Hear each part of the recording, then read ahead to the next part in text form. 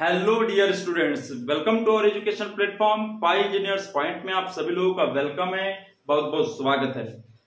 Last lecture में आप लोगों ने देखा था कि एसएफडी मतलब शियर फोर्स डायग्राम आप कैसे ड्रॉ करेंगे फॉर सिंपली सपोर्टेड बीम। दो केसेस मैंने बताए थे, पॉइंट लोड्स के लिए और पॉइंट लोड्स विद यूडीएल, है ना। ये दो केस आपके कंप्लीट हो गए थे। काफी इंटरेस्टिंग रहा होगा लेक्चर आपके लिए, तो आप लोगों ने, आई होप कि आप लोगों ने देखा होगा, वो देख लीजिएगा प्रीवियस लेक्चर्स। ठीक है, आज हम देख लेते हैं कि बेंडिंग मोमेंट डायग्राम आप सिंपली सपोर्टेड बीम के लिए कैसे ड्रॉ करेंगे। वेरी इंपॉर्टेंट, आप लोग इस लेक्चर को लास्ट तक देख के फटाफट मैं कंप्लीट करा रहा हूं लेक्चर, ध्यान दीजिएगा। तो मैं एग्जाम्पल ले रहा हूं बेटा, एग्जाम्पल है simply supported beam. Simply supported beam बना लिया, इसके ऊपर पॉइंट लोड लगा देता हूं। ठीक है, क्या लगा दूं बेटा, पॉइंट लोड लगा दूं। ये पॉइंट लोड लगा दिया, क्या 20 किलो न्यूटन। यहाँ पे एक पॉइंट लोड लगा दिया 5 किलो न्यूटन, है ना। ये वाली जो डिस्टेंस है यहां से यहां तक, ये 2 मीटर एज्यूम कर लेता हूं, इसको मैं 4 मीटर एज्यूम कर लेता हूं, इसको मैं 3 मीटर एज्यूम कर लेता हूं। इसको नाम दे दूं क्या, ए बी बीम। और जहां जहां पे लोड लगे होते हैं उनको भी मार्क कर दिया करें। ये सी पॉइंट पे लगा, ये डी पॉइंट पे लगा। दिस इज योर स्पान, ये पूरा स्पान है। तो आपको स्टार्टिंग में क्या करना है, रिएक्शंस फाइंड आउट करना है। ये नहीं आओ, आपको रिएक्शंस सबसे पहले फाइंड आउट करनी है। तो हियर यहाँ पे क्या होगा बेटा, इसको आप आर ए वर्टिकल रिएक्शन और ये वाली वर्टिकल रिएक्शन क्या हो जाएगी, आरबी, है ना। दोनों को आपको मेंशन कर दिए, ये आपकी आर ए और ये आपकी RB. Upward is equal to downward, बस इतना याद रखे। R A plus RB upward हो गया, देखो तो ये एक साइड, और डाउनवर्ड क्या है बेटा 5 प्लस 20, तो कितना हो गया आपका 25। तो इक्वेशन नंबर 1। कोई दिक्कत है नहीं। अब आपको क्या करना होता है, बेंडिंग मोमेंट निकालना है। बिकॉज की सिंपली सपोर्टेड बीम है, तो सिंपली सपोर्टेड बीम के एंड पे क्या होता है, मोमेंट 0। नोट कर लें, सिंपली सपोर्टेड बीम के एंड पे मोमेंट क्या होता है, 0। तो यहां पे भी 0 हो जाएगा, यहां पे भी 0 हो जाएगा। तो यदि मैं यहां पे फोर्स निकालता हूं तो इसके लिए ये वाला 0 हो जाएगा, इसकी वैल्यू निकल के आ जाएगी। यदि मैं यहां मोमेंट निकालता हूं तो ये इसकी वैल्यू आर ए की निकल के आ जाएगी। और यहाँ पे जिस पॉइंट पे आप मोमेंट निकालते हैं उस पॉइंट पे जितने भी फोर्स आते हैं डायरेक्टली उनकी लाइन ऑफ एक्शन आती है, तो उनको लेने की जरूरत नहीं है। तो मैं मोमेंट ए पॉइंट पे लेता हूं हमेशा, है ना। टेकिंग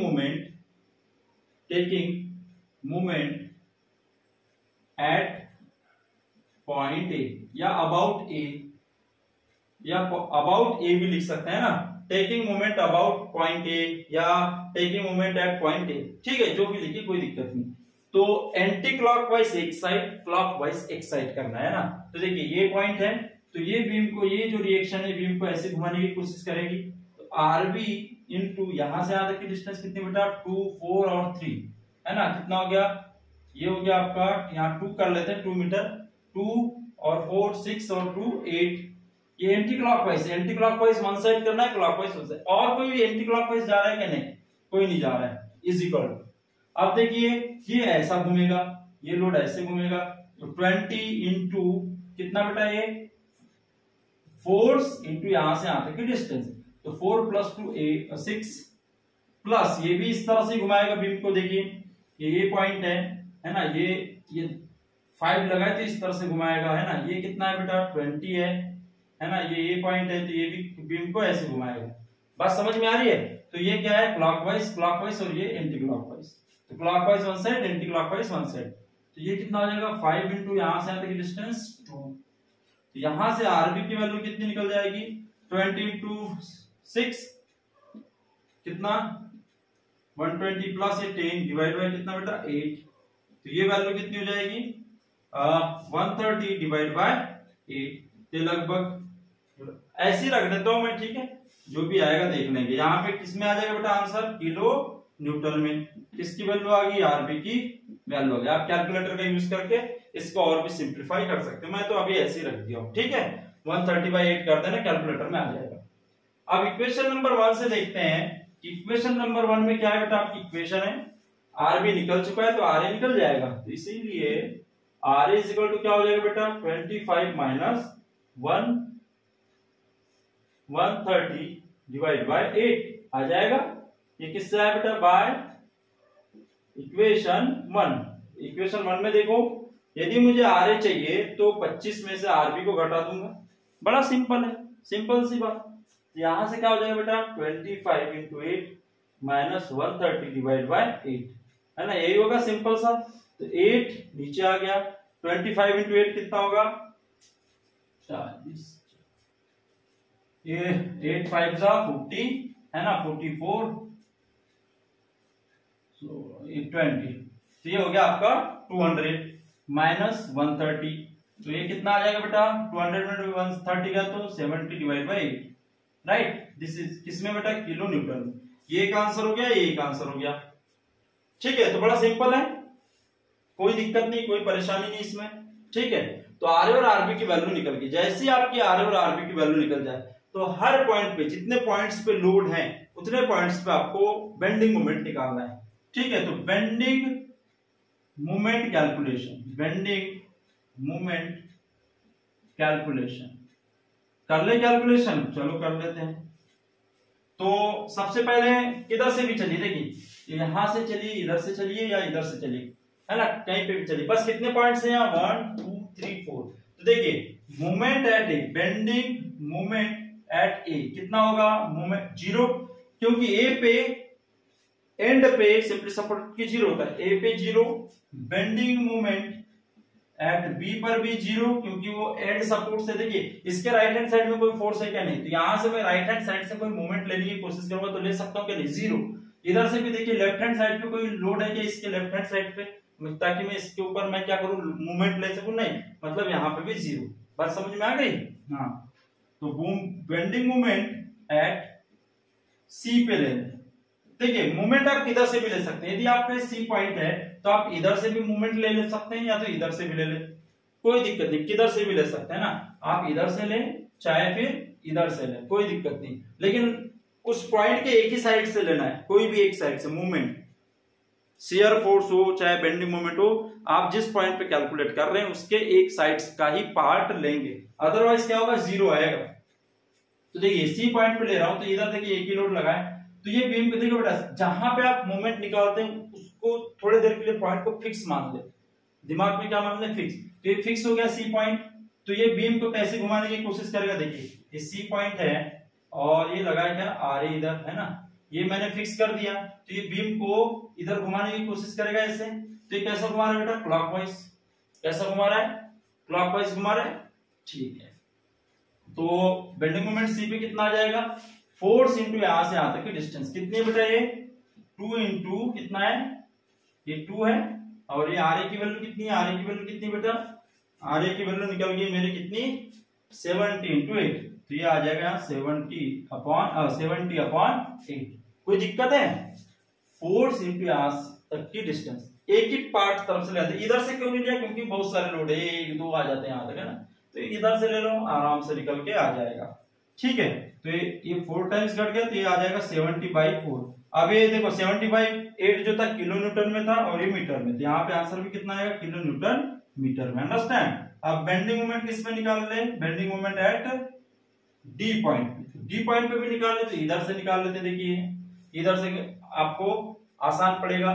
तो देखिए डी पॉइंट है ये, है ना, और ये लगा है क्या बेटा आरबी, तो ये बीम को इस तरह से घुमाएगा, तो देखिए तो ये बीम को इस तरह से घुमाएगा, तो ये जो शेप बनेगा इस तरह से बीम को घुमाने की कोशिश करेगा। ध्यान दीजिएगा यहाँ पे यूनिवर्सल केस चलता है, तो देखिए यहाँ पे जो बीम है वो ऐसी बेंड होगी, मतलब एक क्या बन रहा है कॉन्वेक्स शेप, कॉन्वेक्स शेप बना तो पॉजिटिव लेना है, तो ये पॉजिटिव आया, इसीलिए मैंने पॉजिटिव कॉन्वेक्स शेप बनाना है। कैसे शेप बनेगा बीम का, ये बीम ऐसी बेंड होगी क्योंकि यहाँ तो फिक्स करके रखा है, ठीक है। अब मैं बात कर रहा हूं इस डी पॉइंट पे, तो डी पॉइंट है, ये लोड लगा है आरबी, है ना, ये डी पॉइंट, इसको मैंने कर दिया फिक्स, तो बीम को ऐसे घुमाएगा इस तरह से ऐसे, तो ये ऐसी बेंड होगी या नहीं होगी, डेफिनेटली बेंड होगी, ठीक है।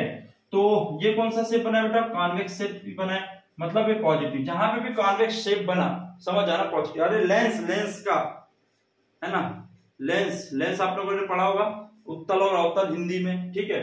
तो अवतल बनेगा या उत्तल बनेगा, तो कॉन्वेक्स शेप देख लेना, कॉन्वेक्स शेप बना तो आपको पॉजिटिव लेना है, ठीक है, मतलब कि अंदर गहरा बना, ये देखो ये ऐसे बेंड होगा तो ये देखो गहरापन आ गया, अंदर में गहरापन आ गया, तो ये कॉन्वेक्स शेप होता है, ठीक है। तो कॉन्वेक्स शेप हुआ तो पॉजिटिव, यहाँ पे भी पॉजिटिव लेंगे, तो फोर्स इंटू यहां से यहां तक की डिस्टेंस कितनी बेटा, आरबी की वैल्यू कितनी है, आरबी की वैल्यू देखो 130 है ना, 130 डिवाइड बाई 8 इंटू यहां से यहां तक की डिस्टेंस कितनी बेटा 2। ठीक है, तो इसका आंसर कितना आ जाएगा, 2 से कितनी बार कट गया 4 टाइम्स, तो 4 नीचे आ गया और ऊपर में 130 किलो न्यूटन मीटर। अब इनमें वैल्यू किसकी ज्यादा होगी, इसकी ज्यादा होगी। बेंडिंग मोमेंट एट डी क्या है, सबसे ज्यादा है, और बेंडिंग मोमेंट एट सी क्या है, कम है। अब मुझे बेंडिंग मोमेंट डायग्राम बनाना है, ये काम खत्म हो गया, इसको आप लोग नोट कर ले अच्छे से वीडियो को पॉज करके। ठीक है, अब मैं बेंडिंग मोमेंट डायग्राम आपको बना के बता रहा हूं, ड्रॉ करके बता रहा हूं, है ना। सारी चीजें मुझे मिल चुकी है, कैसे मिली आप लोग वीडियो को पॉज कर करके एक बार फिर से देख सकते हैं, कोई दिक्कत नहीं। ठीक है, चलिए तो अब क्या करेंगे, हमारे पास सारे मूवमेंट्स आ गए हैं, डायग्राम बनाना है तो इसको आगे तक बढ़ाना है, थोड़ा सा ये पॉइंट्स को आगे तक बढ़ाना है, इस तरह से लाइन आपको खींच देना है। ठीक है, और एक लाइन इस तरह से खींच देना है। ये आपका एक पॉइंट मार्क कर दो, सी डी, और ये वाला क्या है बेटा, बी पॉइंट मार्क कर दिए। ए पे मूवमेंट कितना है 0 0, बी पे मूवमेंट कितना है 0। ठीक है, सी पे मूवमेंट कितना बेटा पॉजिटिव है 70/4, तो 70/4 मैंने मान लिया ये यहां तक है, ये हाइट ले लिया 70/4 इतनी, तो 70/4 से 130/4 क्या है, लगभग 2 टाइम्स है ना। तो ये यहां तक लिया हूं, तो ये यहां तक लूंगा, ये यहां पे आ जाएगा डी पर, है ना। और अब इन पॉइंट्स को मैं इस तरह से मिला दूंगा, ये बन गया मेरा बेंडिंग मोमेंट डायग्राम। ये वाली वैल्यू कितनी बेटा 130/4, ये कितनी बेटा 70/4, है ना। ये यहाँ पे 0, यहाँ पे 0, तो ये बन गया मेरा बेंडिंग मोमेंट डायग्राम। तो यहां लिख लेंगे बेंडिंग मोमेंट डायग्राम। ठीक है, अभी बहुत सारी चीजें देखिए, जब भी पॉइंट लोड आपके बीम के ऊपर हो, जहां पे भी पॉइंट लोड रहेगा वहां पे आप लीनियर देखो स्ट्रेट लाइन से आप लोग मिलाएंगे। देखिए स्ट्रेट लाइन से मिला रहा हूं बराबर पॉइंट्स, स्ट्रेट लाइन का यूज करके जहां पे पॉइंट लोड्स हो बेंडिंग मोमेंट में। ठीक है, और यदि आपका बीम हो और उसके ऊपर यूडीएल लगा हो तो आप पैराबोलिक शेप में मिलाएंगे। यदि आपका लोड लगा होता क्या, ये पॉइंट है, ये पॉइंट है, और ये पॉइंट है, और ये पॉइंट है, यदि आपका यूडीएल लगा होता आपके बीम पे तो मैं इस तरह से मिलाता, इसको इस तरह से मिलाता। ठीक है, तो यूडीएल क्या होता है 1 डिग्री हायर होता है, किससे, पॉइंट लोड से, है ना। पॉइंट लोड्स का जो बेंडिंग मोमेंट डायग्राम होता है वो यूडीएल के बेंडिंग मोमेंट डायग्राम से 1 डिग्री कम होता है, या फिर बोलना चाहिए बेंडिंग मोमेंट डायग्राम जो होता है यूडीएल के केस में वो 1 डिग्री हायर होता है then your point load bending moment diagram. Understand, तो इसे देख लीजिए आप लोग। मिलते हैं नेक्स्ट लेक्चर में। आप लोग वीडियो को शेयर किया करें, लाइक किया करें, सब्सक्राइब जरूर कर दें जिन्होंने अभी तक चैनल को नहीं किया है। Thank you so much.